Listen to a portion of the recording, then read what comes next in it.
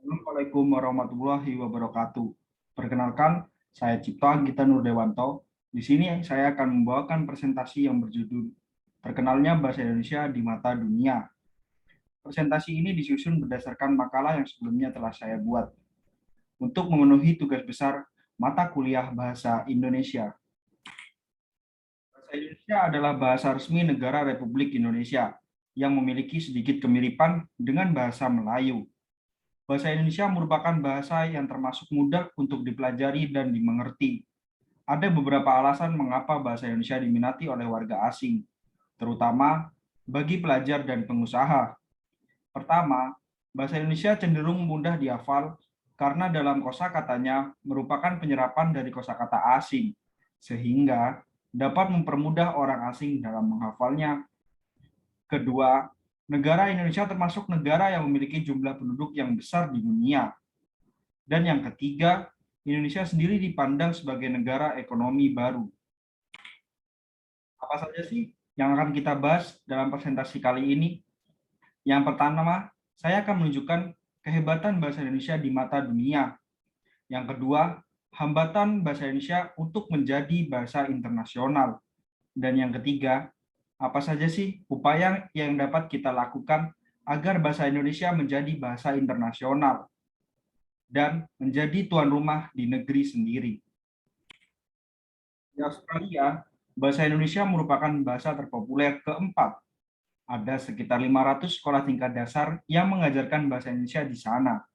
Lalu, di beberapa perguruan tinggi juga menyediakan jurusan bahasa atau sastra Indonesia. Jadi, tak heran kalau di Australia kita menemukan anak-anak SD yang menyapa kita dengan sapaan khas orang Indonesia. Lalu, kita berpindah ke benua Afrika. Terdapat Mesir, yang tercatat sebagai negara paling utama mengembangkan bahasa Indonesia. Di negara yang pertama mengakui kemerdekaan dan kedaulatan bahasa Indonesia tersebut, baru saja dibangun Pusat Studi Indonesia. Pusat studi ini terdapat di Suez Canal University. Sekarang kita terbang jauh ke Eropa.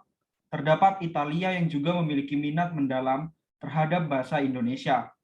Hal ini dapat dilihat dari beberapa klub sepak bola terkenal seperti Juventus, AC Milan, dan Inter Milan yang telah meluncurkan situs resmi mereka dalam bahasa tanah air kita.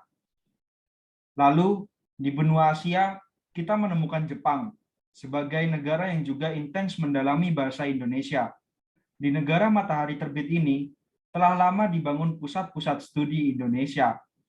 Selain itu, di beberapa universitas di Jepang, bahasa Indonesia merupakan bahasa asing wajib kedua yang dipelajari setelah bahasa Inggris.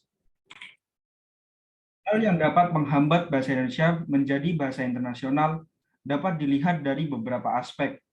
Yang pertama, rendahnya kualitas sumber daya manusia di Indonesia, sehingga menyebabkan susahnya bahasa Indonesia berkembang. Dalam penggunaan bahasa Indonesia, banyak orang Indonesia menyepelekan dan belum memperdulikan penggunaan bahasa Indonesia yang baik dan benar. Hal ini dapat menghambat pengakuan bahasa Indonesia sebagai bahasa internasional. Dan lalu terdapat tren penggunaan bahasa Indonesia dikalahkan oleh bahasa asing. Orang banyak berpikir penggunaan bahasa asing, terutama bahasa Inggris, menunjukkan gengsi sosial yang tinggi.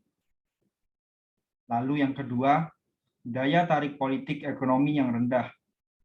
Kesiapan bahasa Indonesia menjadi bahasa internasional bergantung pada seberapa besar ketergantungan terhadap bahasa tersebut dan seberapa besar peran bahasa tersebut dalam kegiatan perekonomian dunia. Setelah berbicara tentang hambatan, selanjutnya kita akan membahas apa saja sih upaya yang dapat kita lakukan agar bahasa Indonesia dapat menjadi bahasa internasional. Yang pertama, kita dapat memperkenalkan bahasa Indonesia melalui entertainment. Kita ambil contoh Korea. Kita semua sama tahu, Korea menjadi sangat terkenal di beberapa negara. Contohnya di Indonesia atau negara kita sendiri. Di kalangan remaja, Korea sangat terkenal. Dan beberapa remaja bahkan dapat bisa mengetahui budaya dan bahasa Korea itu sendiri dengan lancarnya. Jika masyarakat Indonesia kurang mencintai bahasa sendiri, lalu siapa yang akan melestarikannya? Tidak menutup kemungkinan kita juga dapat melakukan hal tersebut, membuat masyarakat lokal dan asing tertarik dengan dunia entertainment Indonesia akan membuat mereka juga tertarik dengan kebudayaan, bahkan bahasa Indonesia itu sendiri.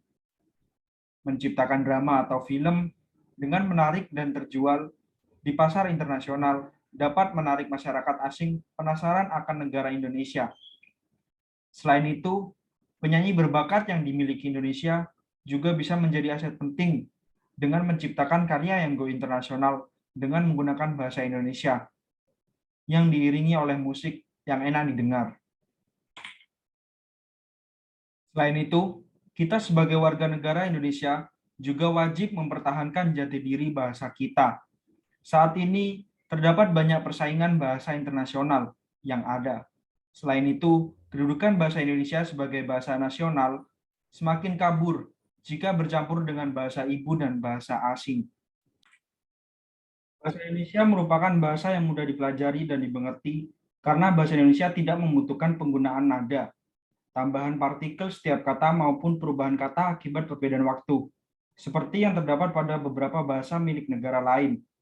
Sehingga bahasa Indonesia secara gramatikal mudah dipahami, sehingga bahasa Indonesia diminati oleh negara lain.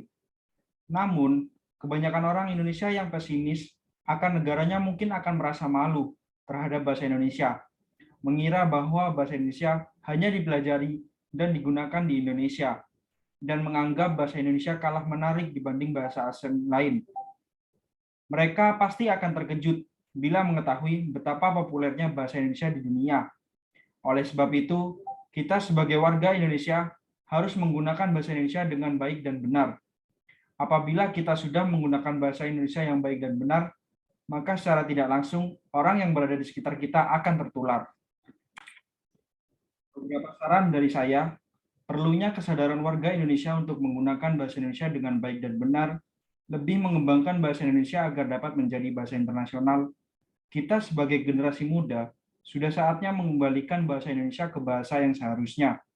Mengurangi komunikasi menggunakan bahasa gaul bisa menjadi salah satu upaya ke arah yang lebih baik. Sebagai realisasinya, yaitu dengan membiasakan menggunakan bahasa Indonesia yang baik di lingkungan keluarga. Penggunaan bahasa SMS yang baik dan benar pun bisa pula kita lestarikan untuk memperbaiki penggunaan bahasa Indonesia secara benar.